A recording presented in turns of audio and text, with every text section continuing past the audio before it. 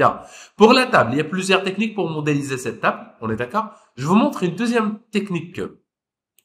Pour la table, allons-y. Normalement, il y a plusieurs personnes qui vont me dire, écoute, monsieur, on peut utiliser un box et on va le modifier, CTRL Z, ou bien on va utiliser standard primitive, extended primitive, et on va prendre un chamfer box, le chamfer box avec autograde, bien sûr. La différence que un chamfer box est un peu lisse. Pour moi, je vais utiliser une autre technique. Bah, laquelle? C'est hyper simple. Supposons que on a le mode linéaire. On va utiliser cette fois le mode linéaire. Shape. Rectangle. Je vais utiliser un petit rectangle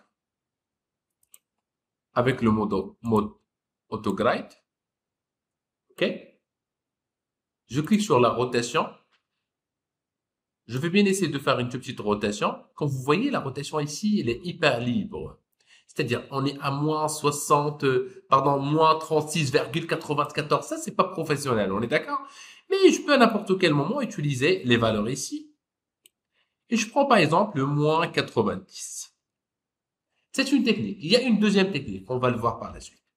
Je clique sur Modify. Et je vais bien essayer de voir un peu les valeurs. Voilà la hauteur. Voilà la largeur. On est d'accord? Bien. Supposons que je veux une table de 30 cm. 30 cm.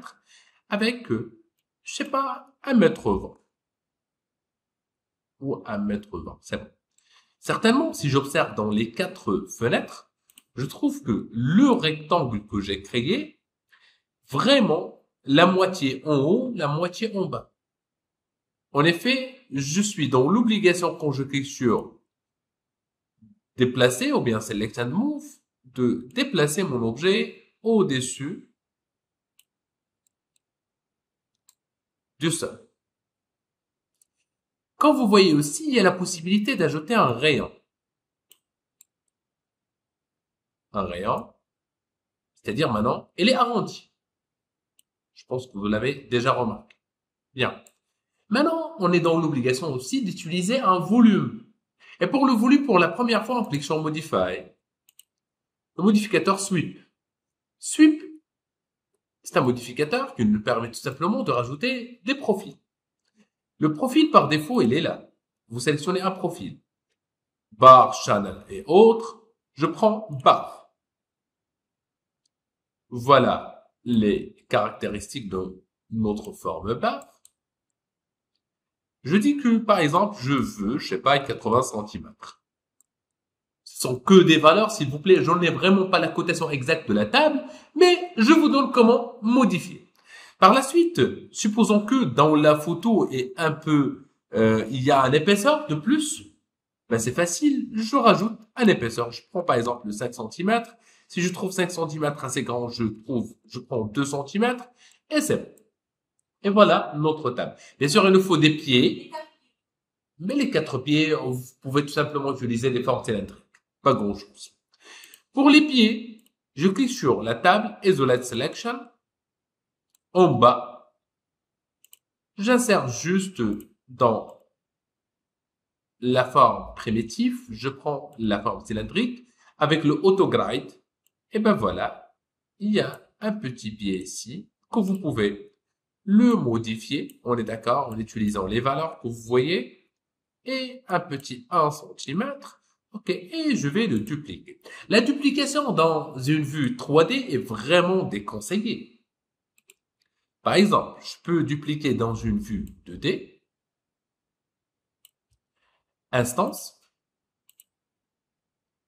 et dans une vue aérienne, par exemple, je sélectionne ma deuxième forme en maintenant la touche CTRL et la touche SHIFT pour dupliquer les pieds instance. Pour celui qui veut me dire, monsieur, qui veut me poser la question concernant la duplication instantanisée, bah c'est simple.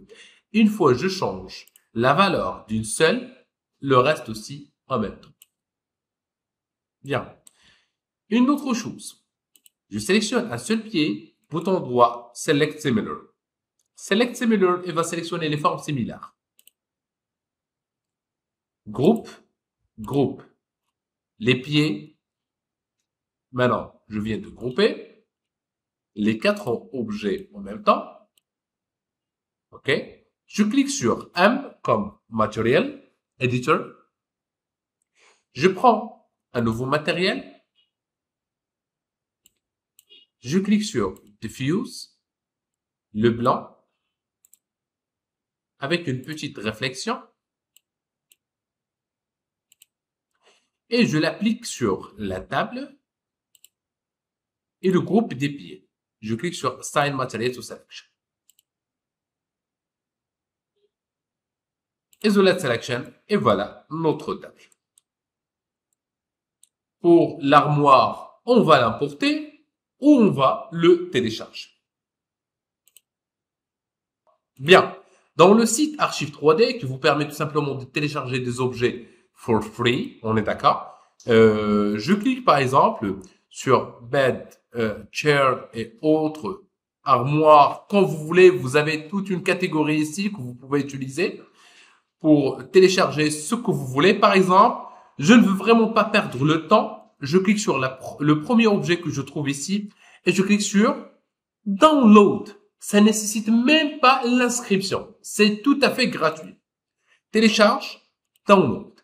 Mon objet est en cours de téléchargement. Maintenant, elle est téléchargée. Je clique sur le dossier. Attention, je le retrouve soi-disant compressé. C'est un dossier compressé. Au bouton droit, afficher d'autres options. Extraire vers le même nom, s'il vous plaît, pour que je garde le même nom, pour qu'il soit de côté. Je prends le premier, je le supprime. Je prends le deuxième, s'il vous plaît, je le renomme. Armoire. CTRL X, je le déplace. Il me faut un dossier, des objets téléchargés, un dossier réservé pour les objets téléchargés. Je crée un nouveau dossier, s'il vous plaît, là où je peux télécharger les objets. CTRL V. Le voilà, il s'appelle armoire. Maintenant, dans 3D Max, bien, je clique sur, attention, File, Import, Merge. Je veux importer et fusionner en même temps. L'objet se trouve dans le dossier que je l'ai renommé normalement, ça fait très longtemps, objet téléchargé. Le dossier s'appelle armoire, mais je ne retrouve rien. Faites attention. L'ordinateur actuellement cherche File of Type 3D Max. Je clique ici, je vais lui dire, écoute, All Files. Et voilà. Attention à ne pas cliquer sur un objet. Ce que vous devriez chercher, c'est pas une photo PNG, mais un 3DS file. On est d'accord? 3DS file. Je clique sur Open. Merge object with current scene. Oui. Do you want to see the current animation length to match the animation length stored in 3D Max? Non. Je ne veux pas changer la durée de l'animation importée et la remplacer avec celle qui est existante. Je veux garder l'existant. Non. Bien. Attention. Une fois j'importe, je ne touche à rien. Je clique directement sur Isolate Selection. Au secours. Parce qu'il y a beaucoup d'objets. Une fois j'ai importé, attention, j'ai importé un objet. Maintenant, qui contient beaucoup peut-être d'objets en même temps. Je ne sais pas comment celui qui l'a modélisé cette forme, qu'est-ce qu'il a fait. Mais ce que je dois faire, après Isolate Selection, c'est le fait de comprendre il y a combien d'objets. 1, 2 et 3 et 4.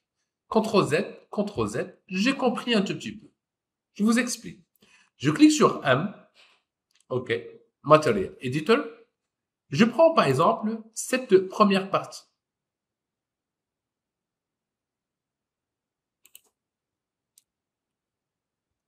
Je clique sur un nouveau matériel et je l'applique.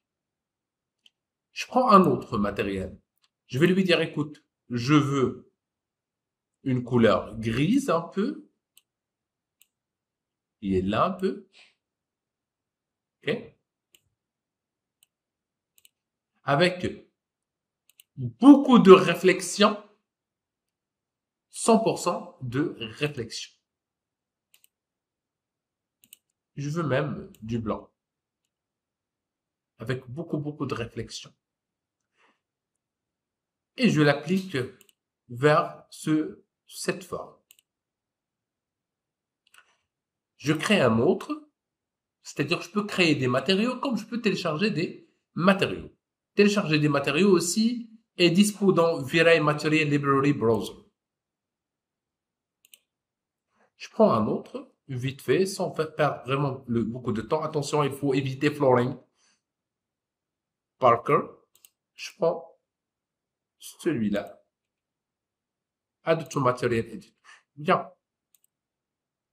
Et pour le 4, j'applique le dernier matériel que j'ai téléchargé. Add Show Shaded Material in Viewport. Je sélectionne tout ça. Comme vous savez, je suis en mode isolation d'objets. Groupe, vous le renommez armoire. Maintenant, c'est un seul objet. Isoler la sélection. Bien. Voilà notre objet que je viens d'apporter. Rotation, comme on a fait déjà. Je fais une rotation. Sur rotation de moins 155, je mets moins 180. Je le déplace. Dans cette vue, je peux facilement retrouver mon objet pour qu'il touche vraiment un peu le mur. Tiens. Et dans cette vue qui est left, qui me permet de voir est-ce que mon objet se trouve sous le sol. Bien. La dernière étape, c'est la gestion de l'échelle, c'est-à-dire je peux agrandir ou réduire un tout petit peu mon objet. C'est l'échelle. Il faut qu'il soit le triangle fermé. Attention, je l'explique. Une fois le triangle fermé, c'est-à-dire c'est mis à l'échelle proportionnelle, x, y et z en même temps. Si je me déplace vers x et je fais comme ça, c'est une transformation nomotique. Parfois, on peut la utiliser, mais il ne faut pas exagérer. Un tout petit peu. Dans l'autre axe, etc., etc. C'est bon? Bien. Monsieur, on a terminé un tout petit peu l'aménagement. Je vous donne le temps, bien sûr, pour ajouter d'autres objets. Ce n'est pas que ça. Vous devriez normalement utiliser plusieurs objets. Mon objectif actuellement, c'est aller très loin. Je clique sur Google. Je mentionne le site suivant. Polyheaven. Attention. Polyheaven. Le voilà. Je clique sur les textures. Si je veux télécharger des textures, dans mon cas de figure, je clique sur HDRI. Je clique sur Outdoor. Je trouve des HDRI sont des photos avec des paramètres de rendu prédéfinis. On est d'accord? De 360 degrés. Vous téléchargez celui que vous voulez. Une fois vous cliquez sur Download et vous téléchargez. On est d'accord? Ce sont avec les extensions EXR. Par la suite, une fois vous téléchargez, je clique sur Ajouter. Ici, je clique sur Light pour la première fois. On ne travaille pas avec le mode photométrique standard. On clique sur V-Ray. Je clique sur V-Ray Light. Je clique ici et je le change vers Doom, c'est-à-dire la lumière 360 degrés. Je clique quelque part out of my plane. Quelque part, n'importe où. Vous êtes libre. Voilà. Le voilà. C'est un Doom de 360 degrés. OK? Bien. Vous cliquez et par la suite, vous cliquez sur le bouton Modify. Quand vous voyez en bas, dans Général, No Map, c'est-à-dire il n'y a pas de photo. Je clique ici. Dans V-Ray, je cherche V-Ray bitmap. Dans le téléchargement, là où j'ai téléchargé mon objet,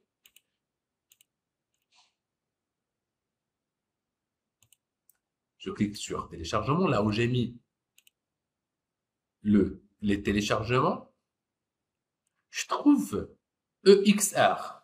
EXR comme extérieur. Voilà, je l'ai mis ici. C'est pas encore terminé. Je clique sur M. Je prends un nouveau matériel. Attention, je clique sur la lumière. Je maintiens la touche CTRL. Je clique sur le bouton et je le glisse directement sur le matériel.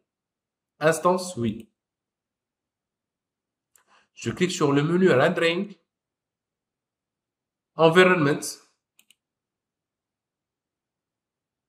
Contrôle. Oui. Instance, oui. C'est tout pour aujourd'hui. La séance prochaine, on va faire notre première route.